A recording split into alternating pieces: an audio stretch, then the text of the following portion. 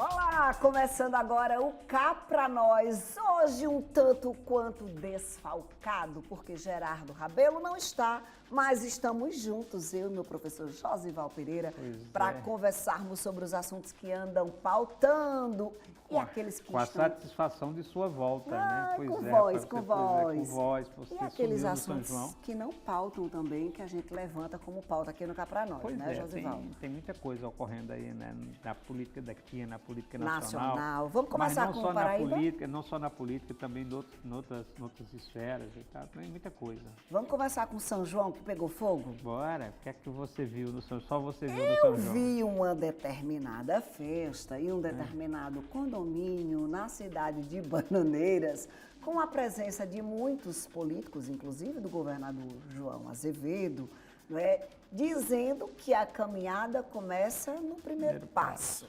E que o primeiro passo estava dado. É o sinal, é o pontapé de que será senador, candidato, Josival?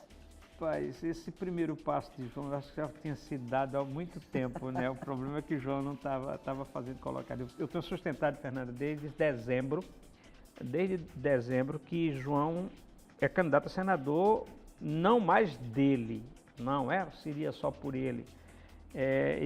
Eu coloco assim, veja bem, o PSB, partido de João, tem 3 senadores hoje, é um partido que quer sair das eleições, e aí o novo presidente, João Campos, diz que quer sair das eleições como a maior força de centro-esquerda do país, então precisa no mínimo reeleger 3 senadores e brigar para eleger mais deputados federais, que saiu na última eleição, elegeu só 19, caiu de 36 para 19. Então, como é que você vai? Quem hoje o PSB tem como nome no país inteiro para reeleger 3 senadores? Muito poucos, então João é uma carta, assim, digamos, com uma probabilidade enorme. Então é candidato do PSB e o PSB vai insistir nisso. Segundo, é Lula.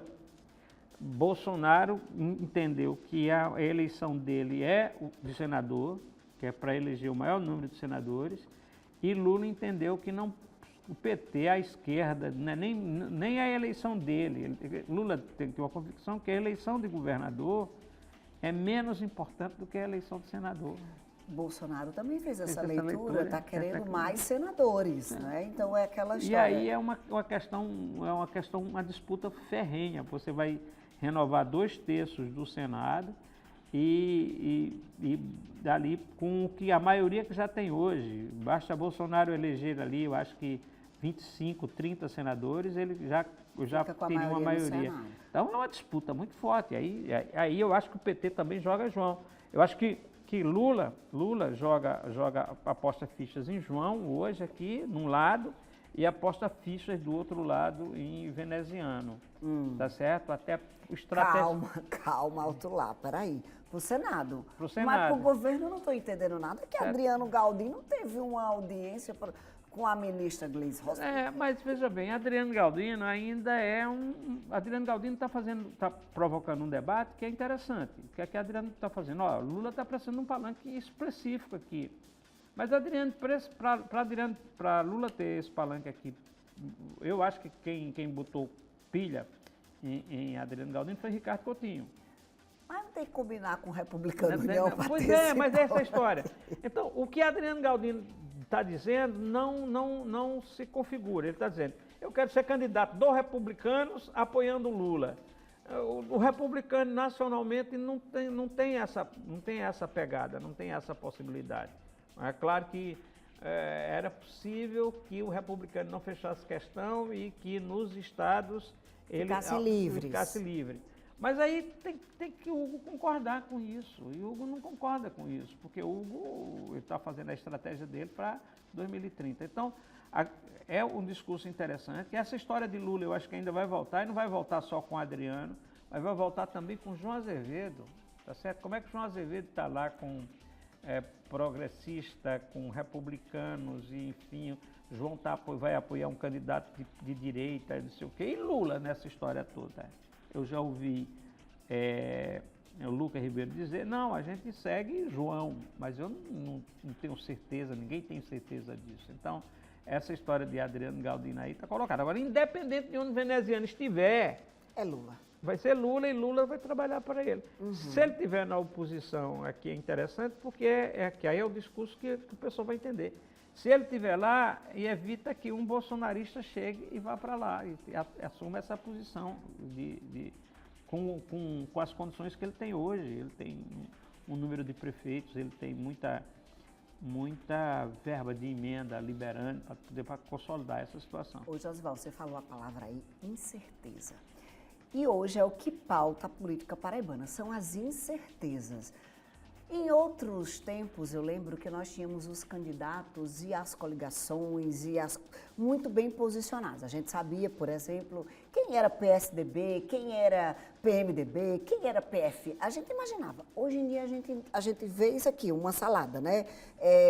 PSB, esquerda, junto com PP, tradicionalmente direita, centro, com republicanos, que também é assim, então tá todo mundo meio que junto em determinadas situações, mas nesta eleição de 26, talvez quem esteja muito junto agora não esteja tão junto assim daqui a pouco. É isso? Essa incerteza também passa por você? Eu acho que a eleição nacional, a disputa nacional, ela pode desmanchar tudo que se construiu na Paraíba nos últimos anos. Essa é uma certeza de uma aliança de João Azevedo com Hugo, com Aguinaldo, eu acho que a disputa nacional pode desmanchar isso, pode desmanchar as alianças todas, inclusive veneziano na oposição, inclusive para onde Efraim vai. Eu acho que é possível tudo, inclusive hoje, possível tudo.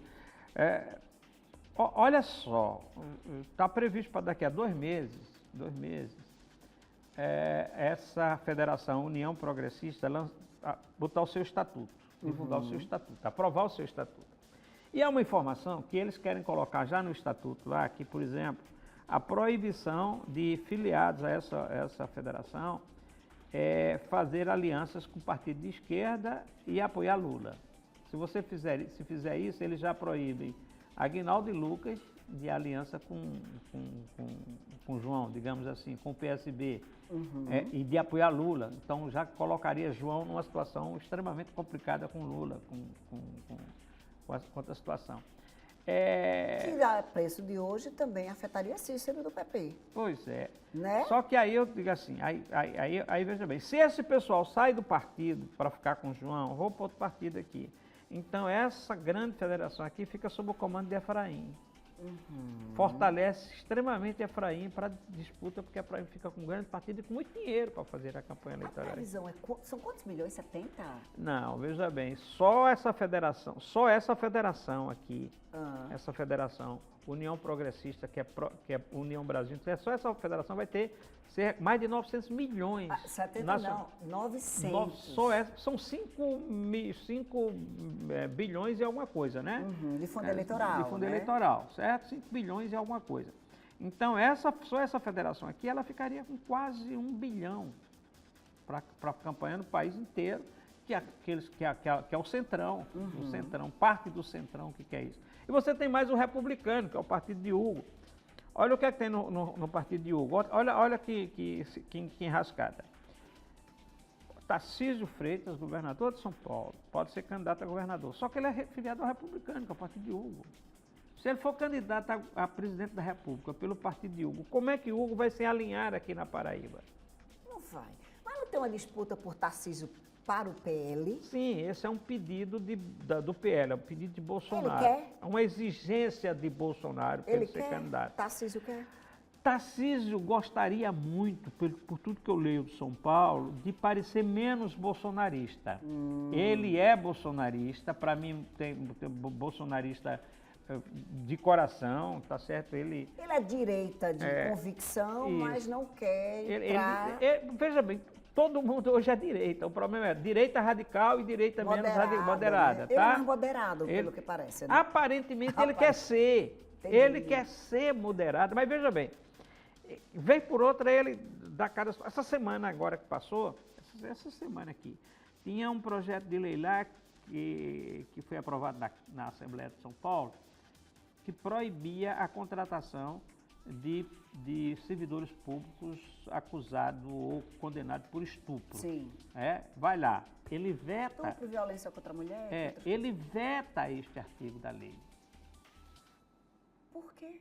Aí, o que é que ele está fazendo? Quando ele veta isso, ele está agindo, ele está atuando no campo, está para a bolha completamente bolsonarista. Então, ele é direita light? Não, ele é. Tal. Ele vai e diz na declaração, se eu for eleito, eu dou indulto a Bolsonaro. Certo? Então, novamente, ele está agindo para a bolha completamente bolsonarista. Mas, ao mesmo tempo, ele diz que negocia, que dialoga, enfim, que é para poder parecer uma direita mais ampla, para poder ser assumido, e aí vem, ser assumido pelo Centrão, o candidato do Centrão, porque aí você tem duas situações no Brasil. Você tem a direita radical, bolsonarista, e você tem uma direita, eu estou falando só porque tem mais do que essa, e você tem uma direita do Centrão, que é também... Que não tem uma cara. Que não, a cara, assim, a cara quem mais a hoje cara seria o governador de Goiás, Ronaldo Caiado. Certo? Seria a cara, mas o pessoal acha que não dá para ganhar ainda. E acha que não é bom dividir, que acha que se dividir, certo? Se dividir, Lula ganharia. Na ideia deles é juntar todo bolsonaristas mundo e Centrão. Certo. Aí era Bolsonaro sai de cena. Inclusive, teve uma pesquisa que a Quest fez essa semana também na Câmara dos Deputados, e a maioria dos deputados defende que Bolsonaro não seja candidato. Tá certo? Que é a direita. Que aí é o Centrão. O Centrão é que domina o Congresso. Esse IOF foi uma grande prova de que o Centrão domina. Só que muita gente não sabe, aí é uma análise de Josival Pereira, que esta aparente guerra de Câmara com o governo já era sabida pelo governo, né? Eu veja bem, o governo vem ensaiando, o pessoal do governo, os estrategistas do governo, vem ensaiando assim, qual o discurso do PT? O discurso do PT era trabalhadores. Esse discurso, o trabalhador diluiu, a luta trabalhista diluiu com a modernidade da... Com os avanços das leis do trabalho, está tudo diminuiu garantido, a luta dos trabalhadores. Sim. E uma coisa que o PT não percebeu, que o pessoal disse que o PT tem uma dificuldade enorme de dialogar com o trabalhador informal, que a maioria... E com uma tendência enorme entre todos os trabalhadores de transformar o empresário dele mesmo. O meio, o empreendedorismo, tá? O PT não consegue dialogar com esse pessoal, enquanto que a direita consegue com o discurso da prosperidade. Sim. Prosperidade, o PT não entrou nisso. Então, qual o discurso que o PT tem hoje para poder fazer esse enfrentamento? Aí não tinha. E aí já vem mais ou menos uns 2 meses eu tenho acompanhado isso, que estrategistas do PT imaginam que é essa luta pobres contra ricos, porque realmente... foi nessa luta de pobre contra rico que entrou o discurso do IOF. Do imposto, porque para a grande massa é um imposto que só vai atingir os ricos. Tá certo? No fundo, e aí, aí quando o Lula jogou também a história da isenção do imposto de renda para quem ganha até 5 salários mínimos, aí é ampliar a base de pobres. Aí é você pegar um pouco da classe média que também deixaria de pagar imposto de renda, tá certo? Que essa é uma nova briga que vai para lá. Quando o PT manda, que já mandou há uns 2 meses, quando o PT manda... reeditou 3 vezes? Essa aí não, o do IOF, sim. Do IOF, Lula mandou um grande, tirou, mandou, mas quando mandou a isca, que eu entendi isca para o Congresso, de certa forma o Congresso, só mandou 3 itens, que só atingia de fato os ricos, e aí houve a briga. Mas, por exemplo, vai ter uma disputa grande aí ainda, é nessa história da isenção do imposto de renda para quem ganha até 5 salários mínimos, tá? Que Lula está fazendo isso, Bolsonaro passou 4 anos, sequer reajustou a tabela do imposto de renda. Lula já reajustou, já isentou a quem ganha até 2 salários mínimos e agora quer isentar até 5 salários. Questão sempre, pobre não paga imposto, trabalhador não paga imposto, isso é para rico. Quando o governo mandou é o seguinte, nós vamos aumentar para quem ganha acima, se eu não me engano, é acima de 70 mil, 80, 100 mil, não sei o que é. Quem ganha assim, quem tem renda acima de 100 mil reais vai pagar 10% de imposto de renda. Hoje é 3, 4 de renda. Vai pagar 10. E eu tiro aqui de quem não... Quem ganha até 5. Então, quem ganha até 5 e quem ganha mais de 5 até 7 tem uma redução, tá? Que é novamente para comprar uma briga dizendo, os ricos estão pagando quase nada, os pobres estão pagando imposto de renda de novo. Essa briga vai voltar. Só que está com um cara lá, que é o ex-presidente da Câmara, que é Arthur Lira, e novamente a direita está tentando fazer o seguinte, ó, não, eles não querem comprar a briga, não, tem que isentar até quem ganha. Agora, a fonte de pagamento tem que ser outra, não pode ser tirado do rico. A fonte de pagamento vai estar apontando, está descobrindo outras fontes de pagamento para não aumentar. Para não aumentar o imposto de rico. Vai pegar outra briga com o PT no Congresso. E que já está tendo essa configuração através da IA, não é? Que pegou o Hugo Mota, criou ali um memezinho, um videozinho e colocou nessa disputa de rico contra pobre. Tá nessa guerra, né? O Hugo Mota talvez não tenha percebido uma armadilha, não sei, o seu de armadilha é muito grande, um pântano em que ele ia se meter. A votação do IOF, em que todo mundo começou a acusar que ele só protegia os ricos e tal, isso foi na semana, na terça ou na quarta-feira, e quando foi no final de semana, ele foi convidado para um jantar dos com super 50 ricos, empresários dos super ricos de São Paulo, e ele foi, resultado. E lá o discurso de quem estava lá é ele que sai, o João Dória disse, é um herói, um novo herói nacional, não sei o que, resultado. Criou para uma situação enorme. Tem um canal no TikTok chamado Sátiras do Brasil, e esse canal pegou pesado com o Hugo Mota, tá? Fez 3 vídeos criando um personagem, Hugo Não Se Importa, o nome do personagem IA, né? Inteligência artificial. Tudo é inteligência artificial. Hugo não se importa com a pobreza, certo? Com os pobres, com não sei o quê. 3 vídeos e são 3 discursos nesse jantar dos super ricos. Peraí. Mas não é discurso que ele fez, né? Não, vale lembrar, criação, tá? personagem, criação. Ele foi convidado para um jantar, e ele foi para o jantar, e aí o... 3 vídeos de um personagem, e colocando nas contas dele. Ruim, né? Ruim para ele, foi ruim para ele. Estrategicamente, talvez não era o momento de TI para aquele jantar. Eu acho que pode forjar uma imagem dele ruim pro futuro, tá certo? Pro futuro. Ele tem que correr risco, tem que ver se ele não corre risco, tem que limpar isso.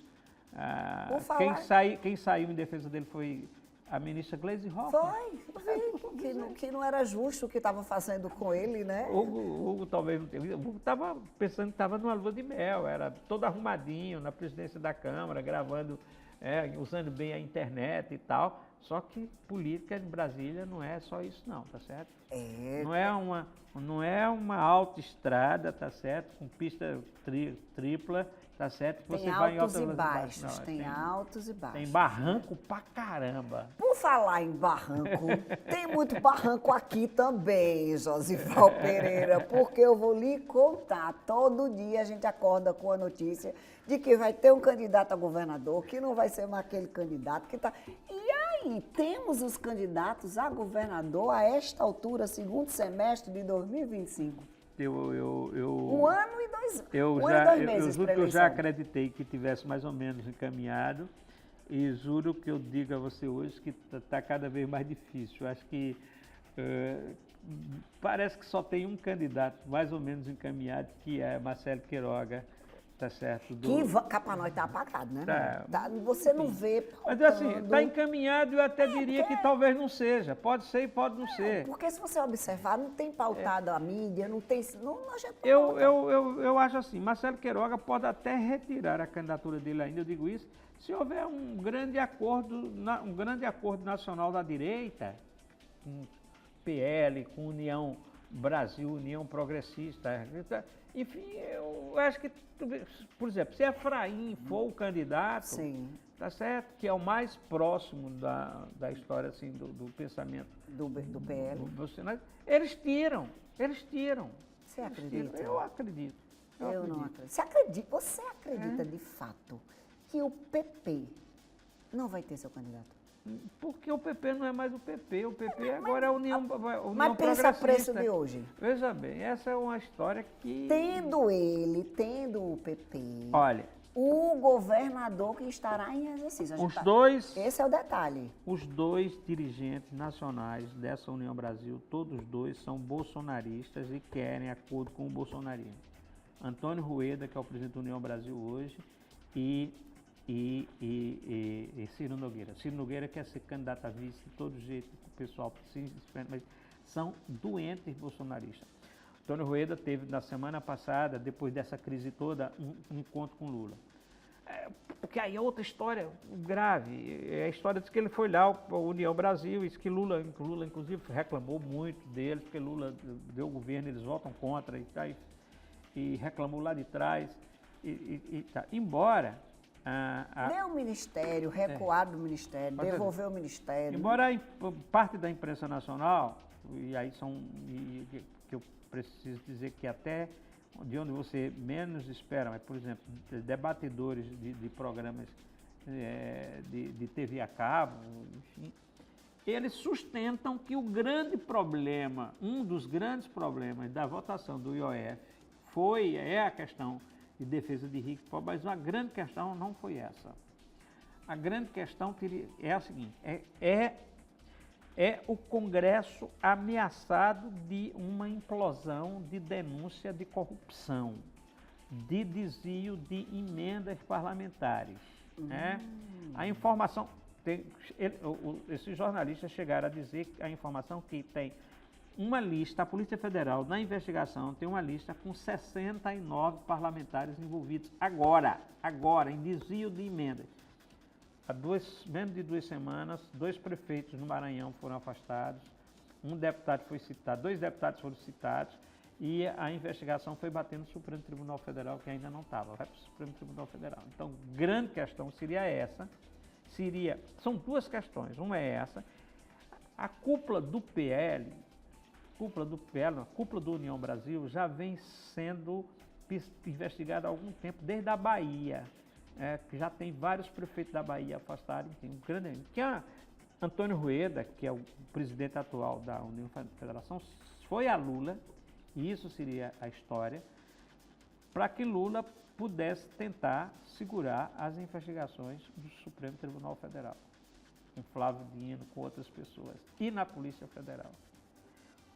Que a direita, que o Congresso jogou pesado contra Lula para tentar conter isso, essa história toda, que ainda está em campo, ninguém sabe se vai conseguir ou se não vai conseguir. Por outro lado... E a outra história, só para complementar, são as emendas, porque há uma ameaça de Flávio Dino concreta do ministro, que ele vem investigando até agora, dele derrubar, se não todas as emendas, que há inclusive uma defesa jurídica que todas as emendas impositivas seriam inconstitucionais, não tem isso na possibilidade. Para você que está assistindo a gente, emenda impositiva é quando o deputado, senador, apresenta... E o governo é obrigado a... Tem que dar, quero mandar para Josival 2 milhões para ele construir um açude. O governo tem que destinar. Seja de oposição, de situação, não importa, quem quer que seja. Né? Então pronto, é para isso que acabou. Só que isso começou em 2015, é completamente explicável. Era um momento que Dilma não negociava com deputados, Dilma não sei o quê, e aí os caras criaram a impositividade. Só que ali era 4 milhões por deputado. Agora está em quanto? Agora está em 60 milhões por deputado, está em 80 por senador. E eles criaram em 2019 a emenda de bancada e a emenda de relator. Ou seja, além desse de individual, cada bancada tem uma verba enorme para mandar, que aí todos se juntam e dividem, e o relator de cada setor do orçamento. Tem as comissões, comissão de transporte, comissão de saúde, comissão de não sei o quê. O relator de cada comissão tem uma verba para mandar e o relator geral do orçamento tem outra verba para mandar. Resultado, 52 bilhões de reais agora no último ano. Flávio Dino ameaça detonar isso, certo? Isso é quase um terço da verba discricionária. O que é a verba discricionária? A verba que o governo tem para poder jogar, que não está amarrada a nada, Sim, que ele solta. pode usar para os projetos dele. Que não está podendo usar porque está amarrada nas relatorias, nas impositivas e por aí. Olha, aqui esse programa é uma aula. Aí é o seguinte, pode ser que estoure, pode ser que realmente esses dias aí o pessoal esteja negociando segurar essa investigação. Pode ser que estoure. Se estourar, é muito ruim para o Congresso. 25 minutos de programa. Para a gente encerrar, governo enviando o decreto para o STF. Não estou entendendo. O governo mandou, porque realmente, se Lula tivesse simplesmente baixado a cabeça e dizer, eu aceito, aí, doutora, que acabou a governabilidade, podia pegar, né, a chave e entregar a Hugo Mota e ao Alcolumbre, e ele jogou, e eu acho que vai jogar mais pesado ainda, tem outras brigas, por exemplo, tem uma briga, Lula não vai sancionar o projeto de lei que aumenta o número de deputados. Para poder... Está de acordo com o demográfico das regiões, não, né? vai, ele vai... Tem duas decisões. Ou ele veta, e aí ele não quer vetar, mas ele simplesmente silencia. E aí o presidente do Congresso, Davi Alcolumbre, é que vai ter que sancionar quando passar o prazo aqui do Lula. Mas ele não vai colaborar com a decisão do Congresso. Já é um outro peso lá de cá, né? É. E aí essa história de botar Dino também, Flávio Dino, para a história das emendas. É muita greve. Agora, tudo isso vai ter implicação na formação das chapas aqui na Paraíba. Pronto, era isso, quer dizer, tudo isso do cenário nacional, mas está acontecendo lá em Brasília, não. Tudo isso vai ter implicação aqui. Olha, aqui, ó, estão caminhando lá, bota o seu copinho aqui, professor. Tá, a briga tá lá, mas olha, vai chegando e... Chegou na Paraíba. Tudo, vai ter implicação aqui. Foi também ao fim do nosso tempo aqui no Cá Pra Nós, nesta mega aula que vocês tiveram, e eu tive junto, né, a possibilidade de estar com o Josival Pereira, aprendendo sobre a política brasileira e a política paraibana. Semana que vem a gente está de volta. Está de volta, com certeza. Você para o nosso time estar completo, né? É. Tá muito. Gerardo disse que está com... Eu também. Cheio de frio, né? Cheio de roupa de frio, né? Mas depende. Qual foi a cidade da Paraíba essa semana que deu 14? Prata, no Cariri, deu 17. Pombal deu 17 também. Pronto, eu acho que ele pode estar aqui na Paraíba, que está virando um novo Sudeste. Não, mas eu desconfio que ele esteja no Gilmar-Palusa. Não. Vamos encerrar, porque, pelo amor de Deus, eu não posso dizer não, que eu não posso perder meu réu primário, entendeu? Semana que vem a gente está de volta. Muito obrigada pela sua companhia. As discussões que nós tivemos aqui, tem aí também a salutar. Até a próxima semana.